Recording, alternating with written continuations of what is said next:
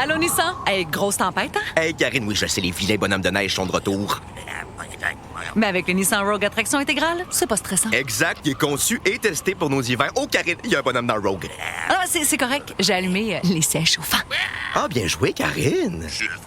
Maîtrisez toutes les conditions. Louez le Rogue S 2026 à partir de 0,4% jusqu'à 36 mois, incluant une réduction fidélité de 0,5% pour les clients Nissan admissibles. Jusqu'au 2 mars, sur approbation de crédit, les conditions s'appliquent. Détails chez Nissan. Well, I've said it before on this program, Montreal is its restaurants, right?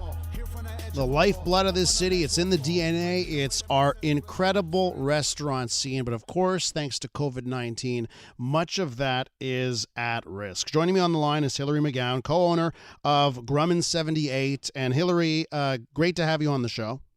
Happy to be here, Elias. Good morning. I have to tell you, in the before times, obviously this summer my birthday passed and there was no fun celebrations. I mean, we did do something in the park, but there was no restaurant meals. But last summer, my last birthday dinner at a restaurant was at your restaurant, right? So when I found out you were going to be on the show, I was like, okay, great. I really want to talk to you, Hilary, here because this summer and COVID-19 has been very difficult for the restaurant industry. Can you tell us, first off, how it was for you and the lead up into the decision to close your restaurant? I think once we saw the virus bearing down on us in late winter and early spring, my first thought was, well, we're in trouble. Our business is based on taking care of people and receiving them into close quarters and packing them in so that they can have a good time. And when your business model is built on that, you're in trouble when the public health directives are to keep as far away from people as possible. So, but we also realized that, there's many ways to skin a cat, right? And people are always going to be needing food, wine, hospitality. People are going to need to be taken care of. We just have to change the model up a bit. So we never closed once the directives came down from the government. We pivoted straight to takeout. We changed up our menu. We dropped the prices of our wine. We were able to hire back some employees that we needed to lay off. So we actually made a go of it for a while. It just wasn't sustainable in the end. And Hilary, a lot of our listeners, may know you because on the food truck scene, right? You're at the forefront of that.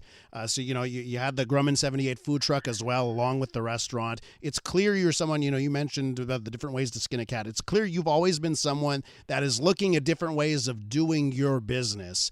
What does it say that you were forced to shut down? What does that say about the challenges your compatriots in the restaurant industry are going to be facing over the next few months? Well, I mean, I think it's clear to note that I actually was not forced to shut down. Mm-hmm. The financial model was no longer sustainable, and I had carried quite a debt load because we were in the midst of expanding our business. Mm-hmm. So we were supposed to be opening up another location in which we had invested heavily, and now there's no longer a clientele in that location.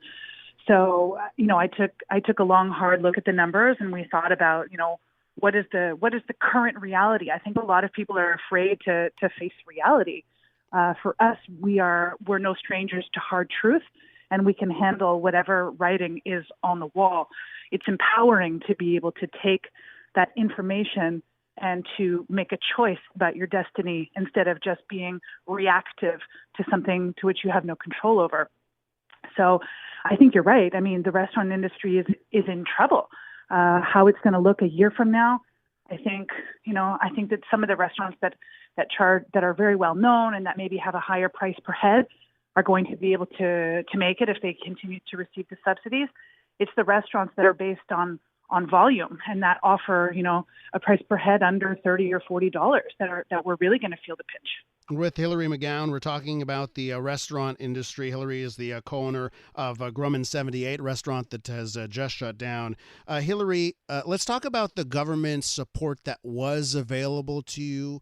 Why wasn't that enough? Why was the support programs in place not enough to keep you afloat during these tough times? Well, first and foremost, I was not able to qualify for the rent subsidy. So in order to qualify for CECRA, you have to have your sales down by more than 70%. Mm-hmm. In March, April, and May, my sales were down by 65%. So if we had not worked as hard as we had, then we would have been able to receive that rent relief. For the next part, for July, August, and September, our revenue was down about 85%. But it was irrelevant because we hadn't qualified on the first round we were not eligible on the second round. So that subsidy program is deeply, deeply flawed. The wage subsidy was extremely helpful to us. You have to have a certain amount of cash flow in order to do it, because you have to pay everyone, and then about a month later you get a check. So when during very lean times, that month is often enough to make or break a business. Hilary, for you in restaurants in Montreal, is this a so long forever, or is this like take care, mais à bientôt?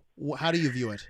I have no idea. I want to see what happens this winter. I want to see what happens to the state of the restaurant industry, the state of the pandemic. I think a lot of people think that a vaccine is going to be the be-all and end-all savior. I think that they're delusional.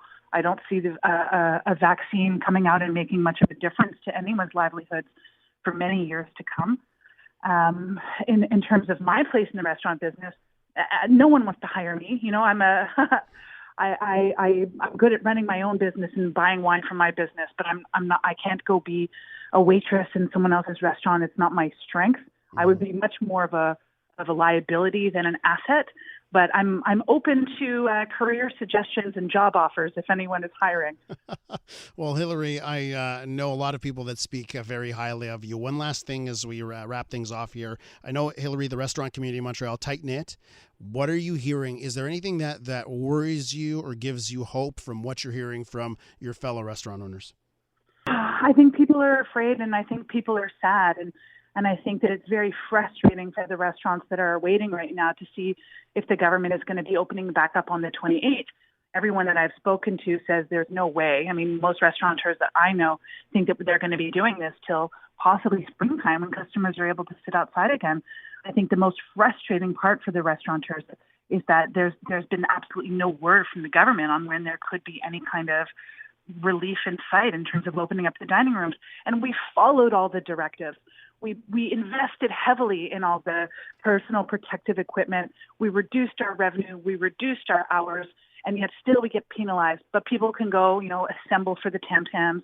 And you can have crowds of people at parks. It just seems like the restaurant business is again being demonized and vilified. And I think we're all pretty tired of it. Hilary, I had so many great meals on the terrace at Grumman 78. I thank you for that, and I thank you for coming on the show.